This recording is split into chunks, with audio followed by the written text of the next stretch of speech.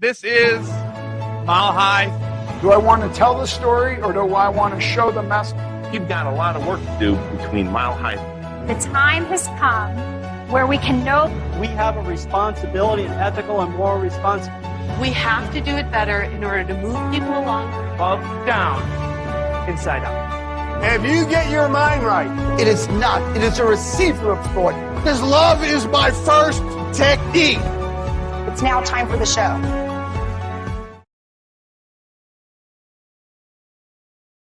Welcome to the Mile High Podcast. This is your host, Dr. Daniel Knowles. Thank you for joining us from wherever you're joining us, whether it be mile high altitude or sea level. Make sure you hit subscribe so you never miss any Mile High tech. So if you're on Spotify or if you're on iTunes or YouTube, make sure you hit subscribe so you get every episode. I'll also tell you, make sure you dial in to be at Mile High. RiseToMileHigh.com is where you can get all the details. August 20th to 23rd, Mile High 14. Look forward to seeing you there. And today we are with a phenomenal guest who's going to be on stage at Mile High for the first time, Jamie Wyskiver. She's attended many, many times. We are so grateful to have her on stage. Jamie Wyskiver, DC and CACCP, who we will talk about. She graduated from Life University in 2006. She's been in practice ever since. She opened her first tonal-based pediatric pregnancy family-based practice in Decatur, Georgia. I might have mispronounced Dakota. She moved to Spain in 2011 to practice a little over a year before coming to Tennessee at the end of 2012 to help her father avoid neck fusion surgery. She's been changing people's lives. In addition to being a chiropractor, she's also a wife, a mom, and she's just a super high energy person who had so much energy to also write 8 kids books on chiropractic, which I didn't even know. So thank you for joining us today, Dr. Jamie. Of course. Thank you so much for having me. I'm excited to be here.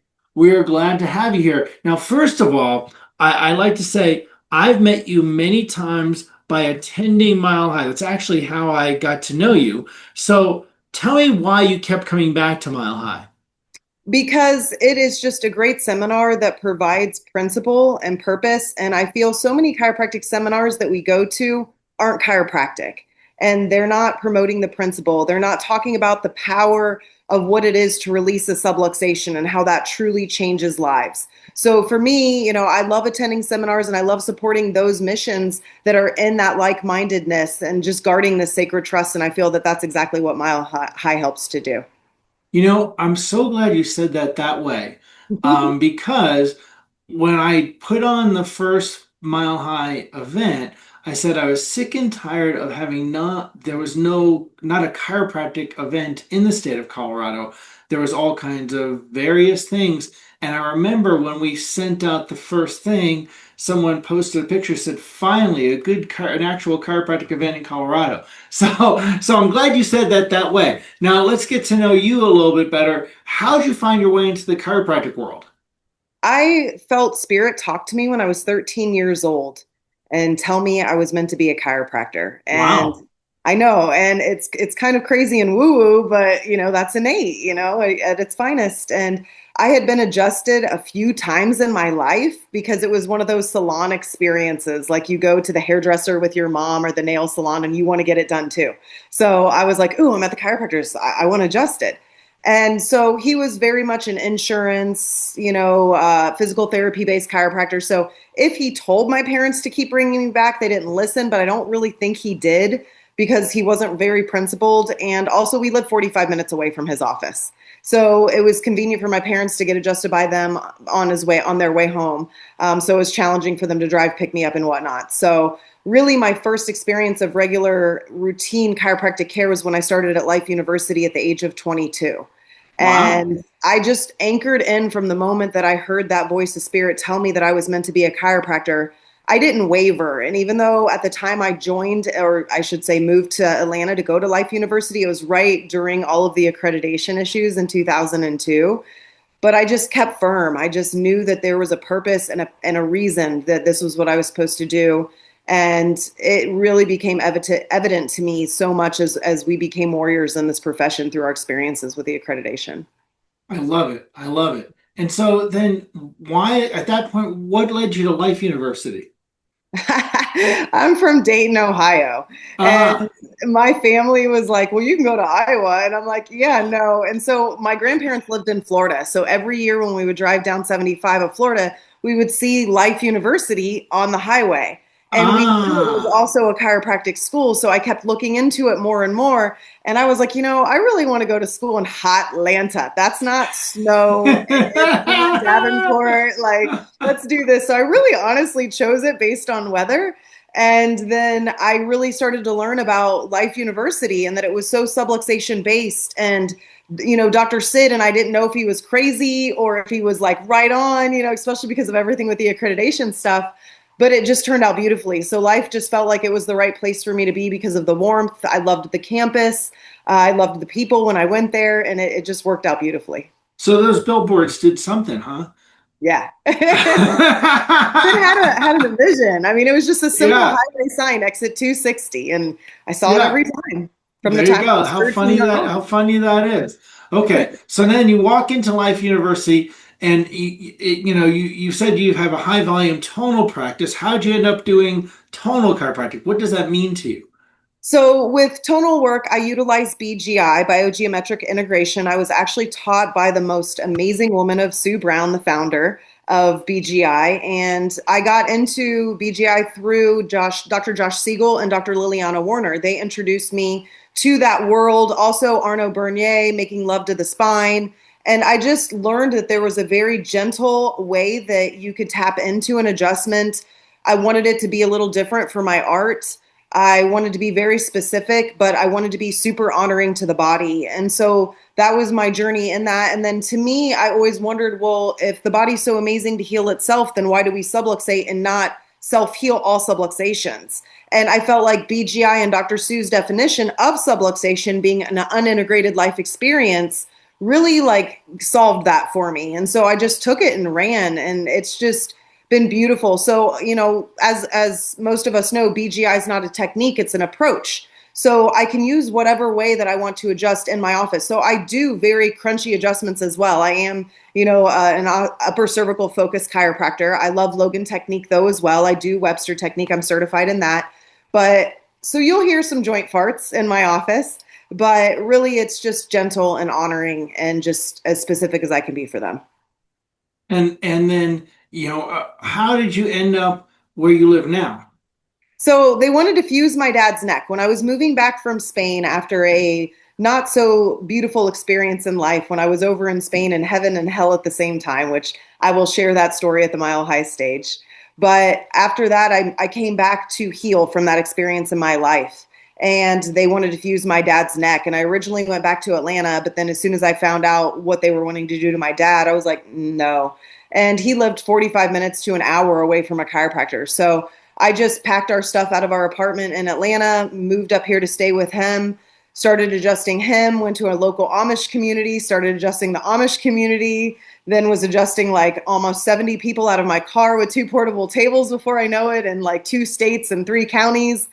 And I opened up above ended up becoming my daughter's dance studio up 2 flights of stairs and population 4,000, and just dipped my toe back into serving again and wanted to just, really serve my way through after what I had experienced in my life. So, what's something that in this journey that you feel you've learned about caring for people with chiropractic? Really, that everybody's innate is so infinite, and we don't truly understand the power that we possess, not only as chiropractors, but we know the power doesn't come from us. It's just how we can open our innate to be better interpreters and catalysts of change for others. But seeing the power and potential of people in their lives and what happens when they're reconnected and that power is on full force compared to that dim light bulb that they may have been expressing their life as, it was just beautiful. And it's been so inevitable. It's just such a universal truth, and the keys will always drop. And so it has just been an anchor for me through my life. And since I was 13, but really since I started putting my hands on people when I was in school and watching lives change. And so then how have you found with integrating philosophy and tonal adjusting into a, I want to say successful, but successful, impactful office model?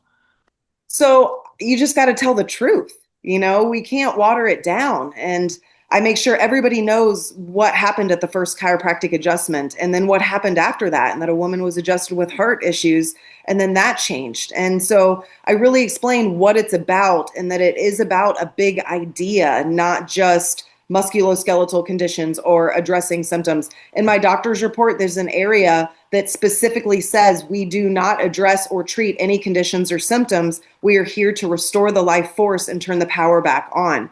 And so to me, without philosophy, chiropractic's nothing. Chiropractic's really, it's flat, it's dead in the essence of what it has, because without this big idea, then we have manipulations, we have osteopathy, even though they may think of it more in a nerve-related form versus vascular form. But the big idea is always this innate infinite wisdom within. And so to me, like I said, without philosophy, it's science, art, and philosophy, not just art of adjusting, not just the science behind it and the mechanisms of why it works or why we think it does, but the philosophy is what solidifies all of it, or it wouldn't be that perfect triune.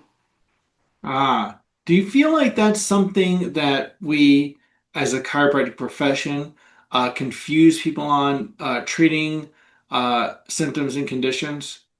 I do, and it's such a catch-22 in some ways, because it's wonderful to educate people on what they're experiencing in their life. And if they have the symptoms, if they have these conditions, then unless they're getting adjusted, it's a condition of less light. It's a subluxation that's being present. So it's great to teach people that there's a better way, but it's always important to also go back to the truth and tell them where that power and potential comes from. That yes, it's because the nerve pressure is released, but what happens after that? It's really the brain-body connection. And I explain that it's about having the proper conversation for proper function. And if you don't have that, then you can't properly function, but it doesn't mean everything's always going to function at 100% once you get adjusted, because we do have principle number 24, the limitation of matter. But a lot of times the limitation of matter can be up here as well, that subluxation above atlas. So I tell them all things are possible, but I'm also not wanting to mislead them on their expectations. To me, and like in general, chiropractic results is restoring that life force. It's not seeing headaches go away. It's not seeing a baby poop, even though we see those things in our practice. It's knowing that the power is turned on. How can we help students find them? Because I feel like, and I think this isn't like a secret, there's less and less in chiropractic school of people really understanding the basic chiropractic values. How can we help students get more led to that?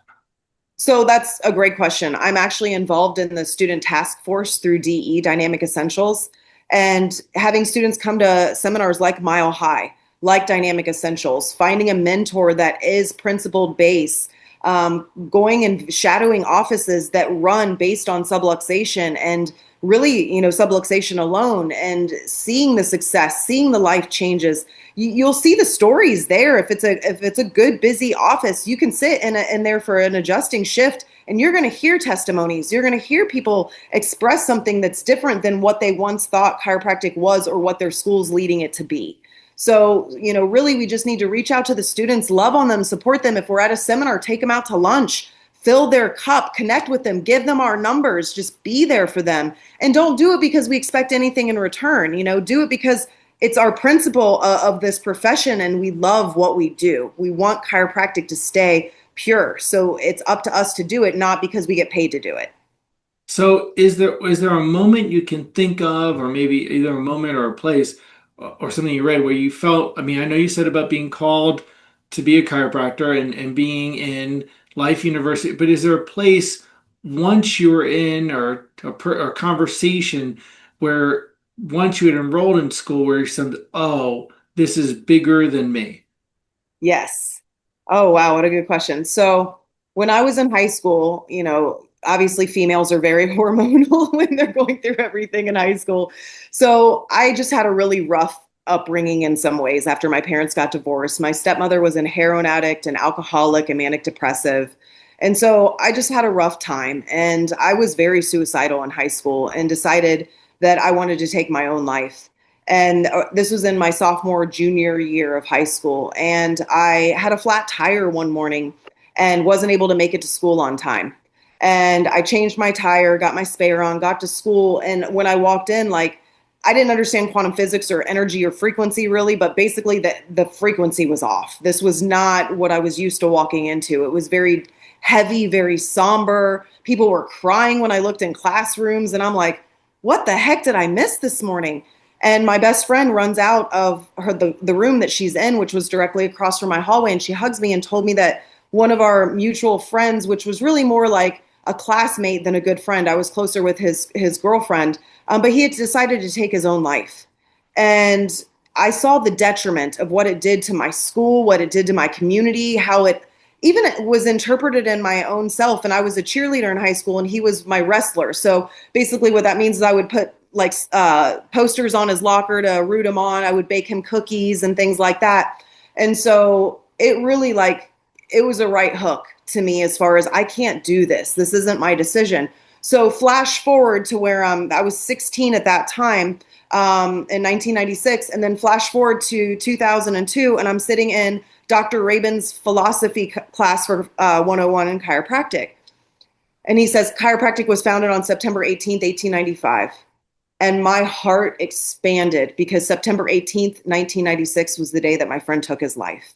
Wow. And so I knew from that moment that I was called for this specific reason and that my life was spared for me to completely envelop into this profession and be whatever God chose me to be and just use me as this vessel. Wow.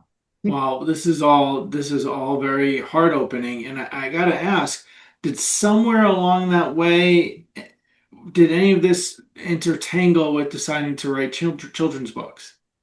Really, it was the gift that chiropractic brought to my life. So when I was younger, I wanted to be a chiropractor at 13, but prior to that, I wanted to be an artist. Which I couldn't draw for anything, still can't draw well. I wanted to be an author, but when I would have to think about writing stories on unicorns and aliens, I'm like, I'm just not creative like that. I wanted to be an OBGYN just because I wanted to help babies come into the world through delivery. I wanted to be a pediatrician because I wanted to work with children. I wanted to be a vet because I wanted to work with animals.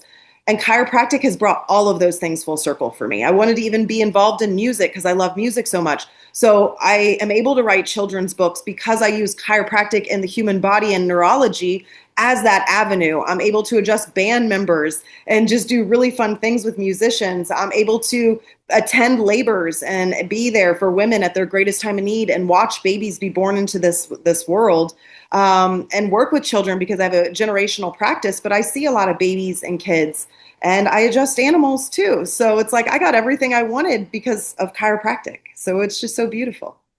Wow. Wow. Amazing. Now, as you're going around along the student path through chiropractic school, what things were resources that really helped you understand chiropractic principles more? Reggie Gold came to Life University and I got to do a seminar with him over a weekend, and you would have thought it would have been a packed house, but there were like maybe 20 to 30 of us in that room. Wow, really? Yeah, like, right? So spending a weekend with Reggie Gold was so solidifying.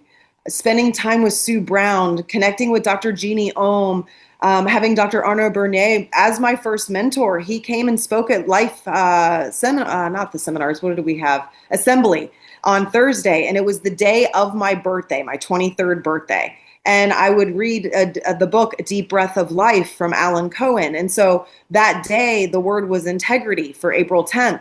And so I read it in my book, and then Arnaud spoke about it. And I truly learned about integrity and relationships and ended a relationship with somebody that I was with since he was my first love when I was 16. And we just had a really hard relationship. And finally, I had integrity within myself based on that book and based on what Arnaud shared. And then my friends were so amazing that they bought me a Making Love to the Spine seminar for my birthday. And we all piled up in vans from Life University and went to Spartanburg that weekend and took a seminar with Arnaud. So I was getting poured into, and that was probably like second, third quarter. So I was getting poured into by some of the greatest people in chiropractic from the beginning, and have been inspired by people like Jay Kamarick and A lot of my brothers and sisters from DE are very inspiring. Donnie Epstein, you and Rochelle. I mean, it's just wonderful. We have so many giants in this profession, and we just keep standing on those shoulders. And then we have people stand on, the other shoulders. And it's just a transfer of just greatness as long as we stay in integrity with this profession.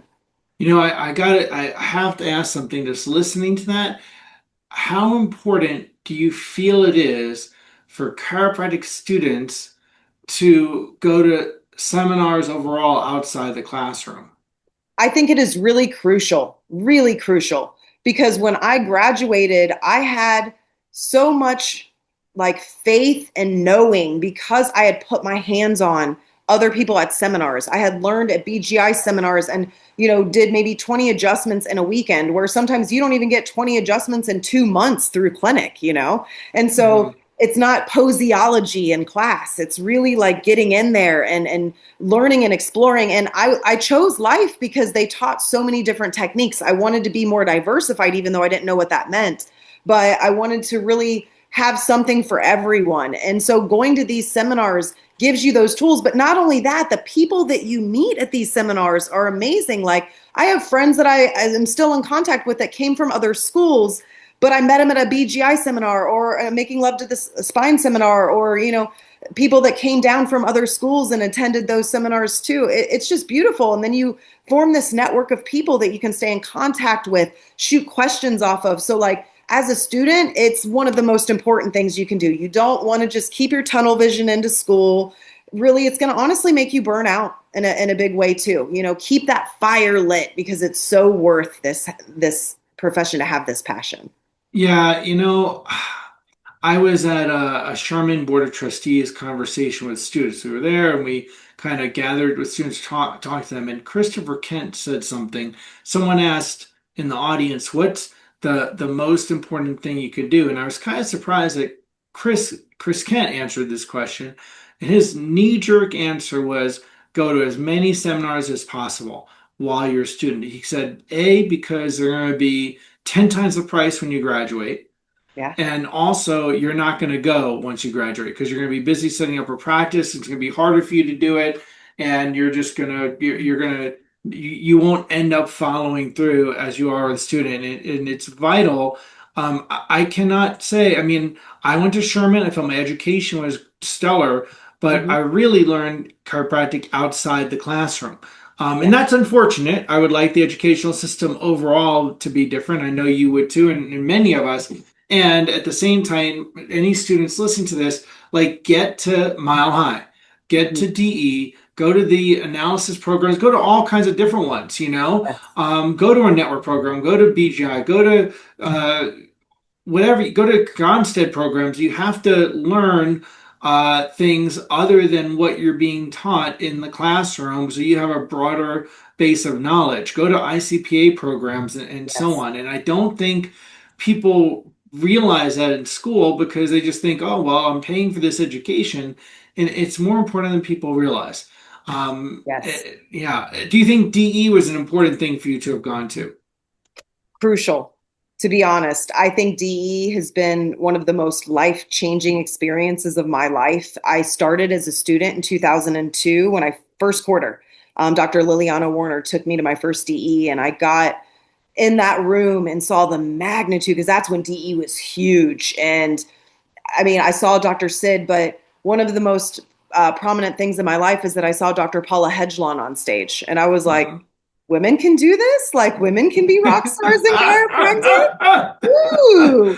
So they really lit a fire under me, because to know what a powerhouse she was, and such a, short little woman, but so powerful and so in love with chiropractic. And she lit a fire under me. Dr. Santo did, Dr. Sigafus did, Dr. Sid did.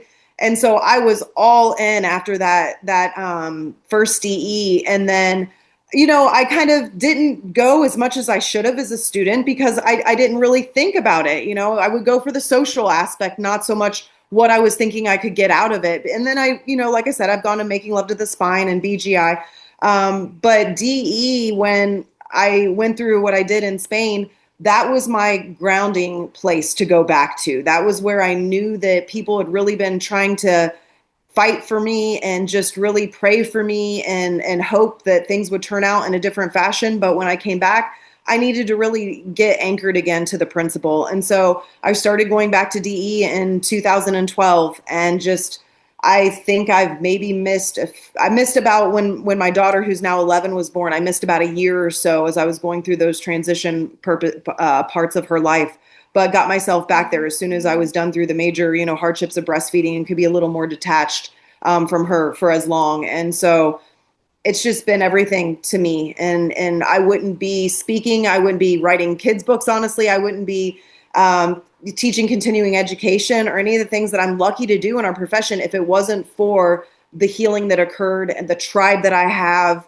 the love, the understanding of lasting purpose, being the dynamic essential, and just using my tools of the 49 breaths every day. And 3 times a day. That's been my goal from last DE to this DE. One time of them is to do them 3 times a day. And I've done them more times than I ever had 3 times a day, but I'm still not where I want to be. But really, DE has just been that anchor. And it's just so important. And, I know you know what it's like to put on a seminar. So DE's there 4 times a year. So you can really get in there and not let your fire burn out, but it's still important to go things like Mile High and do different things other than DE as well. And that's why we put so much energy into students getting to Mile High, that I know they need it as a resource. And I realize, like, wow, there's all these schools in the Midwest that are in driving distance to Colorado that, road trip your fellow students and get to Colorado. It used to be, going back, that the Midwest was such a center of chiropractic enthusiasm, from Cleveland College to Palmer to all the, and then that was, it's not that it has been that for a long time, which is why I said, well, we're going to start this Mile High event. Why are you excited? What are you going to be sharing on stage at Mile High? I'm going to be sharing my story of not making sure you don't lose your faith to fear. And that is my story of what happened in Spain, my story of what happened with the family that I was part of at that time, a tragedy in our life, and just really how it could be a different story had we stayed anchored to the principle. But at the same time, we can't stay anchored to what we think should have been. We have to move through those things and accept what is our new reality versus our old vision. And just really let people know that they can overcome anything they want to. And we are powerful to make that decision. And that's what it is a decision. Beautiful, beautiful. And I know people want to be there for that. Now, you have a CACCP certification after DC. Tell people what that is. So it's basically a pediatric certification through the ICPA. You do 200 additional hours after your doctorate's degree, and you get Webster certified through that as well. And it just really gives you 19 courses of extra information that I practiced pediatrics, chiropractic and pediatric and pregnancy for 15 years before I ever took this course. And just like you mentioned, as a student, I wanted to do it. I didn't do it. I wish I would have, exact same thing. And then 15 years later, here I am, and so I went through it during like the COVID time as well. So it was crazy, but I can tell you it has made me 20 times better, the doctor, if not more than what I was with 15 years of experience in school.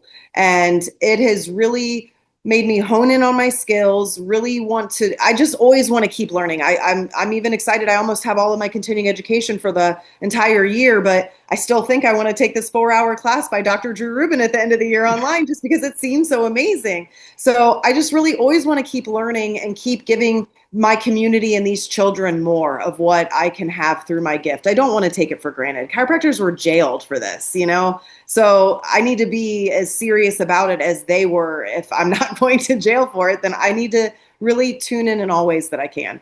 Right. And that's something that people have. It's beautiful to see people continuing to grow, that they realize the education doesn't stop, not just for CE, right? But the education continues after, in fact, it begins with chiropractic school, right? It continues on that. And you're a lifelong learner once you become a chiropractor, that you're continuing to grow in serving people. That the DC degree isn't where it stopped. It's where it started. So and I'm working on my DACCP now. So good. Well, there you go. There you go. That's awesome. I'm really glad you're doing that as well. Well, we're excited to have you at Mile High, and on stage at Mile High. Is there what last thing if you're with the students we have listening, the doctors are listening, what's one piece of sage wisdom you would like to share with them? Just be the flow. Like Dr. Sid always talks about the leaves in the stream, and we're often distracted by the leaves or the scenery as we're floating down the stream. But it's just important to be that water, to be the flow, to go, under the rock you need to, around a branch, and just be in that ebb and flow, and understand that balance doesn't truly exist except being in the flow. And everybody's always trying to achieve balance for practice life and family life. And I'm a glamaw too. So I have a little grandson named Atlas. So, I'm all over the place with my family. I got an 11-year-old too. So, and a 19-year-old who's married. So it's wonderful. So I always have to be in the flow of whatever I can for whatever my life is demanding at that time. So, real balance is honestly also just enjoying your life, just loving it for what it presents as. So just I so live that with you as well too. So I love it. Well, we look forward to seeing you on stage at Mile High, and August 20th to 23rd, Mile High 14. Hard to believe it, but I'm so glad you're going to be there. Everyone, if you have not reserved your seats now and you have, after listening to Dr. Jamie here and you're still not registered, you don't have a pulse. So make sure you're there. RiseToMileHigh.com so you can get all details. We look forward to seeing everybody on higher ground in August. Thank you. Keep changing spines, lives, and minds with chiropractic.